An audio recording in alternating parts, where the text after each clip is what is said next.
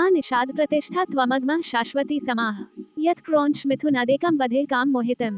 आदिकवि वाल्मीकि के मुख से अनायास निकला हुआ ये पहला श्लोक से उन्हें रामायण महाकाव्य लिखने की प्रेरणा मिली। एक दिन दोपहर के समय महर्षि वाल्मीकि तमसा नदी के किनारे प्रकृति की सुंदरता का आनंद ले रहे थे। बसंत उतर रहा था, पेड़ों की छाया सुखद लगने थी, वन पर्वत सब हरे भरे थे। तमसा मंद गति से बह रही थी, नदी का जल निर्मल था, उसमें तैरती हुई मछलियां चमक रही थी और नदी ताल भी साफ दिखाई दे रहा था। हरे भरे वन में भांति भांति के पक्षी कलरव कर रहे थे। नदी के किनारे लंबी चोंच वाले चटकीले रंग के पक्षी एक पांत में ध्यान लगाए बैठे थे।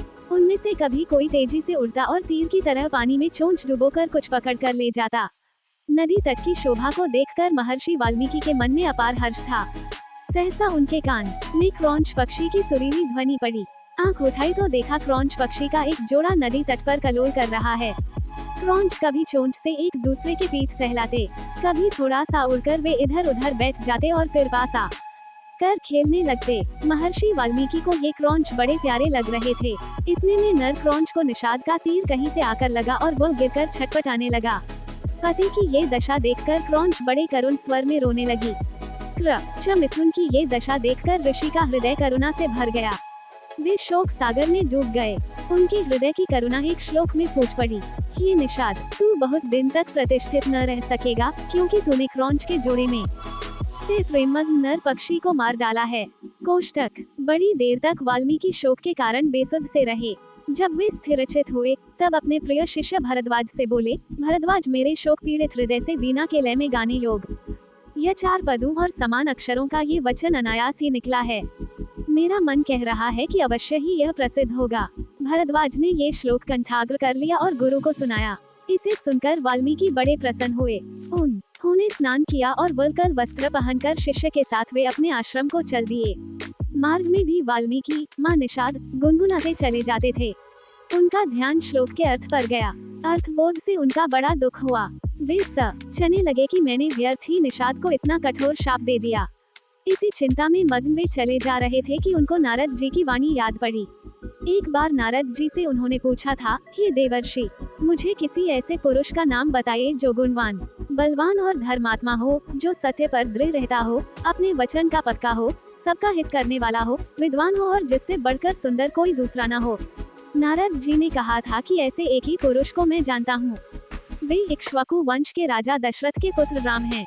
वे सब तरह से गुणवान और रूपवान हैं और जब क्रोध करते हैं तब डर के मारे देवता और दानव भी कांप उठते हैं। वाल्मीकि को ये सब बातें याद पड़ी और रामायण की जो कथा नारद जी ने संक्षेप में सुनाई थी वह भी उनको याद आई। ये याद आया कि देवर्षि देवलोक को आकाश मार्ग से किस अद्भुत गति से चले गए थे।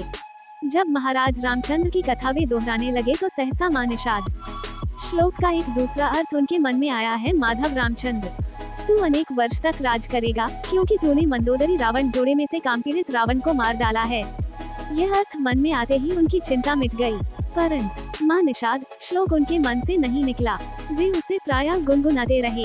एक दिन वाल्मीकि जब ध्यान में बैठे हुए माँ निषाद गुनगुना रहे थे, सृष्टि के रचयिता ब्रह्मा जी ने उनको दर्शन दिए। ब्रह्मा जी बोले, ऋषि वर, मेरी ही इच्छा से यह वाणी अनायास आपके मुंह से निकली है और श्लोक के रूप में इसलिए निकली है कि आप अनुष्टुप छंदा में महाराज रामचंद्र के संपूर्ण चरित्र का वर्णन कीजिए। श्री राम की कथा संक्षेप में आप नारद जी ने सुन ही चुके हैं। मेरे आशीर्वाद से राम, लक्ष्मण, सीता और राक्षसों का गुप्त अथवा प्रत्यक्ष सब वृतांत आपकी आंखों के सामने आ जाएगा। जो आगे होगा वह भी दिखाई पड़ेगा।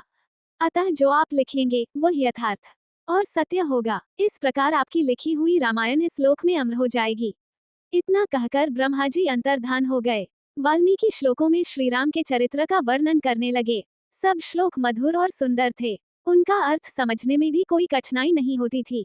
उनके सामने राम, लक्ष्मण, सीता, दशरथ और दशरथ की रानियों का हंसना बोलना, चलना फिरना प्रत्यक्ष हो गया और वे बिना रुके रामायण की कथा लिखते रहे। 24,000 श्लोकों में उन्होंने पूरी रामायण लिख डाली।